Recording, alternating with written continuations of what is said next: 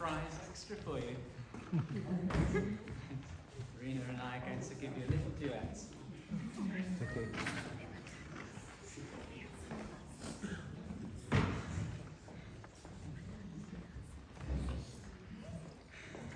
It's called Libertango.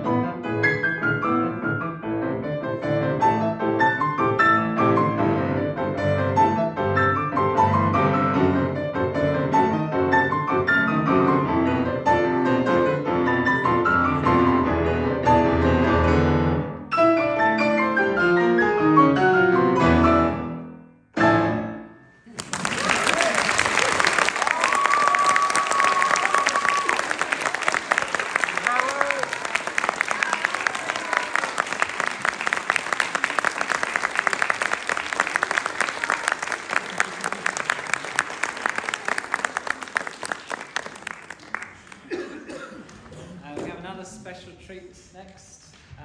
My very good friend, Mr. Paul Harris, is with us tonight. Some of you will know him from his 500 publications. Give or take. I think that's probably including translations. Sure it is. Paul Harris.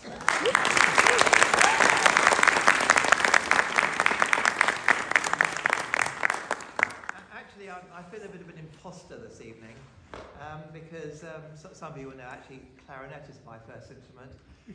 Piano is actually my third instrument because I also learned the violin. But anyway, I do write a lot for the piano. I'm going to have a go this evening. And I'm going to play a piece that I've written. So that makes it a bit better actually because as a composer of a piece, if I decide to change a few notes, the time I've actually written the score, it's, I'm just kind of rewriting it, maybe on a temporary basis. But you can't argue with that, so there will be no mistakes. The piece I'm going to play is called Rainbow, and it's obviously a piece I've written for learners to explore their imaginations. And it's interesting, colours, you know, how do you represent colours in music? Are there any synesthetes here this evening? Anyone with synesthesia? No one, that's unusual, because I usually meet one or two people. Curiously enough, over the last couple of years, I've had two pupils who were synesthetes, had synesthesia. And if you have this condition, you see things in colour. You know, if you say a word, someone with synesthesia will see a colour. And I don't have synesthesia, but it's quite interesting trying to represent these colours in music. Other composers have done this. For example, what can you think of? Green Sleeves, quite an old piece. Then there's the Blue Danube Waltz, Rhapsody in Blue. And interesting, another English composer, Arthur Bliss, wrote a colour symphony for quite long movements, and each one sort of representing a colour. So I've tried to do this with the rainbow. So we get all the colours of the rainbow. And Ian, I was thinking maybe I'd play them in a different order and get you to try to guess which colour. But I decided against that. I don't think that's necessarily very good. But when I was at school, we were taught to remember the names of the rainbow by this rather silly name, Roy G. Biv. Anyone done that? Roy G. Biv. Yeah, Roy G. Biv, that's right, isn't it? So that's the colour, that's all the colours in the right order. And I think because I was taught that at school, I followed that. So it's those colours. I won't kind of stop in between each one to repeat that. But it doesn't really matter actually. But you can tell me maybe later whether you feel the colours well represented. I don't know. What do they mean? Interesting. Anyway, here it is.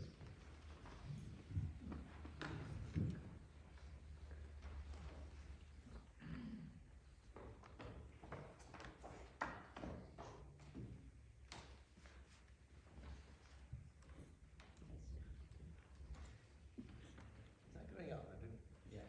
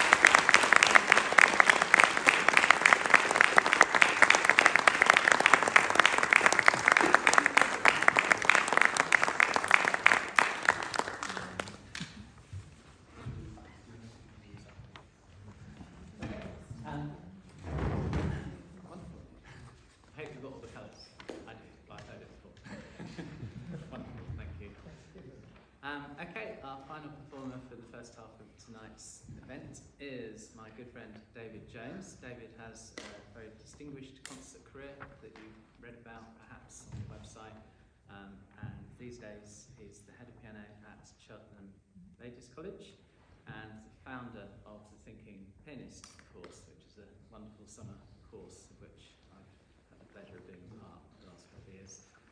We've become good friends. David Jones. Thank you.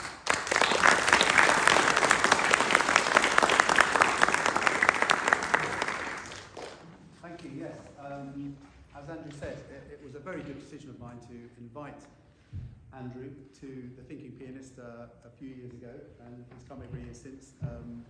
We've collaborated most enjoyably and most fruitfully on that summer course, which is a summer course especially for adults. The piece I'm going to play is Kapustin, and Kapustin was born in 1937 and died comparatively recently, 2020. And he was born in, well, he's a Soviet citizen, obviously, born in what is now Ukraine, though. And I'm going to play the first of his concert studies, Opus 40, written in the 1980s, the Prelude.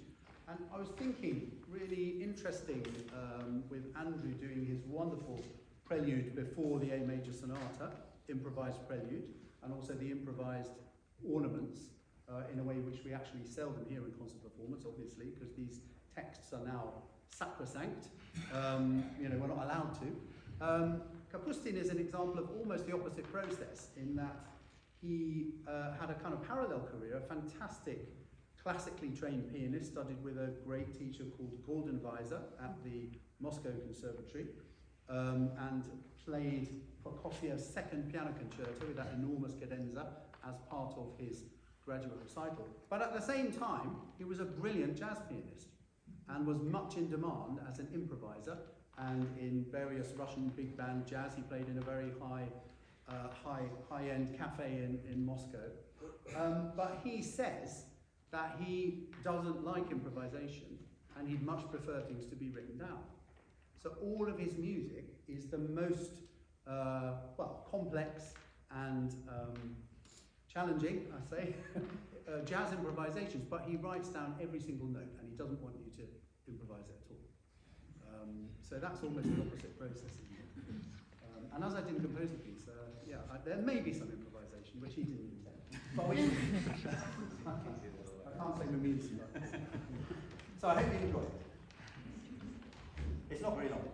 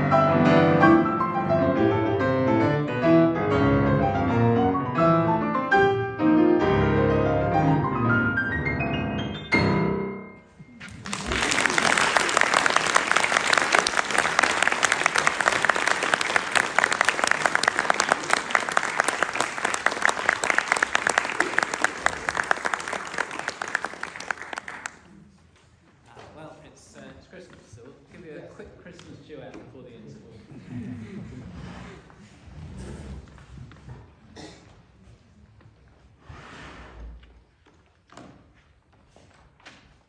This is just one step up from sight reading, really, isn't it? Yes.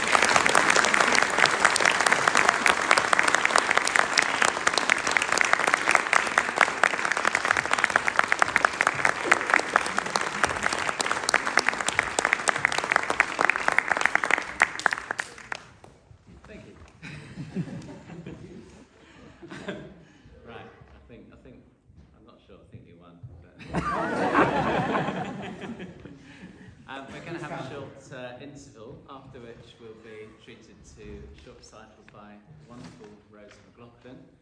During the interval there are some refreshments available. Those are provided by us, but we would invite some donations to help towards the refreshments if you're able to. There's a basket for cash, a QR code if you have the PayPal app, and a web address that you can go to if you don't have any of those things. So please do support that if you can. But in any case, enjoy a wonderful drink, and we'll see you back in about 15-20 minutes. Thank you.